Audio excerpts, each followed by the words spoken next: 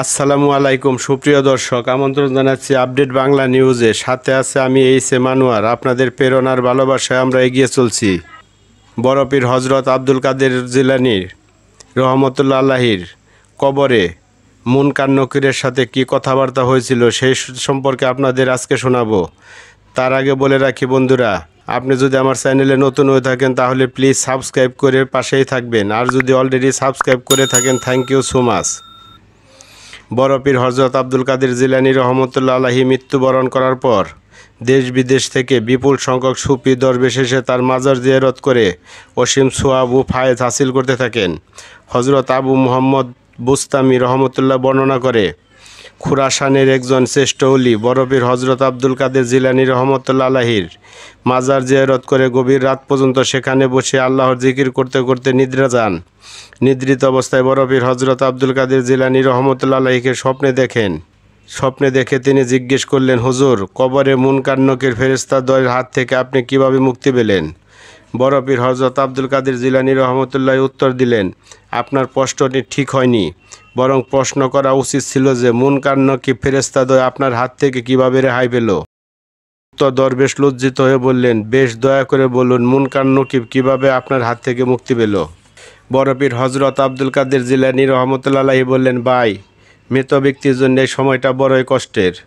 দুনিয়ার থাকাকালীন তাদের জনবল বুদ্ধিবল ইত্যাদি অনেক কিছু থাকে এবং বিপদের সময় তারা এর দ্বারা উপকৃত হয়, কিন্তু কবরে আসার পর তাকে বিপদে এক বিন্দু সাহায্য করার মতো কিছু থাকে না। অধিকন্ত মুনকার নাকিরের ভীষণ আকৃতি দেখে তারা আরও ভীত ও অবাক হয়ে যায়। তখন তাদের প্রশ্নের উত্তর দেওয়ার উপরেই তাদের কবরে শান্তি ও শাস্তি নির্ভর করে থাকে। আমাকে কবরে রাখার পর মুনকার নকির ফেরেশতাদের ভীষণ তর্জন গর্জন করতে করতে ঢুকে প্রশ্ন করল, তোমার রবকে, তোমার নবীকে এবং তোমার দিন কি? আমি তাদের প্রশ্নের উত্তর না দিয়ে তাদেরকে পাল্টা প্রশ্ন করলাম, তোমরা কি মুসলমান না অন্য কোনো ধর্মের অনুসারী? তারা উত্তর দিল, হ্যাঁ, অবশ্যই আমরা মুসলমান। আমি বললাম, তোমাদের মুসলমান বলে মনে হয় না, কারণ মুসলমানের নির্দেশন হলো কারোর সাথে দেখা হলে সে প্রথমে তাকে সালাম দিয়ে মুসাফা করবে, এরপর কুশলাদি জিজ্ঞেস করবে, তারপর অন্য প্রশ্ন করবে। তোমরা তো মুসলমানদের এই সকল নীতির কোনোটি পালন করলে না, তাহলে কিভাবে তোমাদেরকে মুসলমান বলা যায়? আমার এই কথায় ফেরেশতাদের ভীষণভাবে লজ্জিত অপ্রস্তুত হয়ে আমার নিকট অপরাধ স্বীকার করে আমাকে সালাম দিল। আমি সালামের উত্তর দিলে তারা উভয়ে মুসাফা করার উদ্দেশ্যে আমার দিকে হাত বাড়ালো। আমি তাদের উভয়ের হাত শক্ত করে চেপে ধরে বললাম, আগে তোমরা আমার প্রশ্নের উত্তর দাও, তারপর তোমাদের প্রশ্নের উত্তর শুনে নাও। আমার প্রশ্নের উত্তর না দেওয়া পর্যন্ত আমি তোমাদের হাত ছাড় দিব না। তারা প্রথমে জোরপূর্বক আমার হাত ছাড়িয়ে নিতে মুক্ত হতে চেষ্টা করলো, কিন্তু তাতে সক্ষম হলো না। বেশ, বলুন, আমাদের কাছে কি জানার আছে? আমি তাদেরকে বললাম, আল্লাহ রাব্বুল আলামিন যখন মানব জাতির আদি পিতা হজরত আদম আলাইহিসসালামকে সৃষ্টি করার অভিপ্রায় ব্যক্ত করেছিলেন, তখন তোমরা আল্লাহকে মানুষ সৃষ্টি করতে নিষেধ করে বলেছিলে যে মানুষের দ্বারা আপনার ইবাদত বন্দিগি কিছু হবে না, বরং তারা মারামারি, খুনাখুনি, বিবাদ ইত্যাদি করে অশান্তি সৃষ্টি করবে। সুতরাং মানুষ সৃষ্টি করার দরকার নেই। তোমাদের এই কথায় বলায় দুইটি অন্যায় হয়েছে। প্রথমত, তোমরা আলিমুল গায়েব ও সর্বশক্তিমান আল্লাহ পাকের কথার প্রতিবাদ করেছ এবং তাকে উপদেশ দিতে চেষ্টা করেছ। তিনি তো তোমাদের মতামত উপদেশ চাননি, তিনি শুধু তার ইচ্ছাটা তোমাদেরকে জানালেন। দ্বিতীয়ত, মানুষের দ্বারা আল্লাহর ইবাদত বন্দিগি হবে কি না তা আগে থেকে তোমরা কিভাবে জানলে? মানুষ সৃষ্টির আগে এমনকি অন্যায় করেছিল যে তাদের সাথে শত্রুতা করে তোমরা মানুষ সৃষ্টি করতে আল্লাহকে বারণ করেছিলে। আমার এই প্রশ্নের উত্তর না দেওয়া পর্যন্ত তোমরা তোমাদের প্রশ্নের উত্তর তো পাবেই না, এমনকি আমার হাত থেকে মুক্তিও পাবে না। আমার কথা শুনে ফেরেশতাদ্বয় হতবুদ্ধি হয়ে বলল। তারা কি উত্তর দেবে তা স্থির করতে পারল না।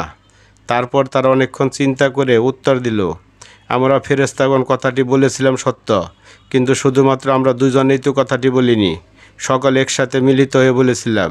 এখন আমরা দুজন কিভাবে আপনার প্রশ্নের উত্তর দিব? আপনি আমাদেরকে ছেড়ে দিন, আমরা অন্যান্য ফেরেশতাদের সাথে আলাপ আলোচনা করে এসে পরে আপনার প্রশ্নের উত্তর দেব। আমি বললাম, জি না, তোমাদেরকে ছেড়ে দিলে তোমরা আমার কাছে ফিরবে না। যদি সত্যি সকলের সাথে এ বিষয়ে আলাপ আলোচনা যুক্তি পরামর্শ করতে চাও, তবে তোমাদের একজনকে আমি ছেড়ে দিতে পারি, কিন্তু অন্যজনকে আমার কাছে বন্দী থাকতে হবে। আমার প্রশ্নের উত্তর দিয়ে তাকে মুক্ত করে নিয়ে যাবে। ফেরেশতাদের কুল কিনারা না পেয়ে আমার এই প্রস্তাবে সম্মত হলো। আমি তাদের একজনকে ছেড়ে দিলাম, অপরজনকে রেখে দিলাম।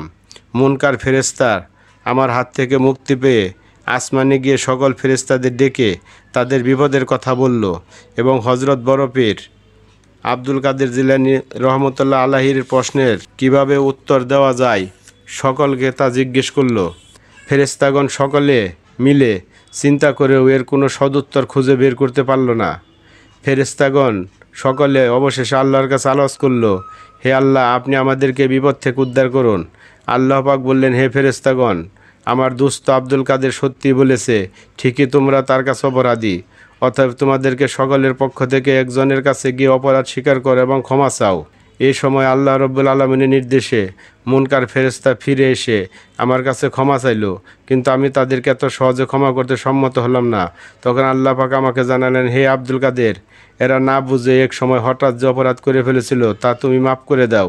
তখন আমি বললাম, হে পরওয়ারদিগার, মুনকার নকিব ফেরেশতাদ্বয় যদি আমার কাছে ওয়াদা করে যে তারা বাগদাদের কোনো কবরে এবং আমার মুরিদ ও আমার খলিফাদের মুরিদ তাদের মুরিদদের কবরে কখনো সওয়াল করতে যাবে না, তবে আমি এদেরকে মাফ করতে পারি, না হয় মাফ করব না।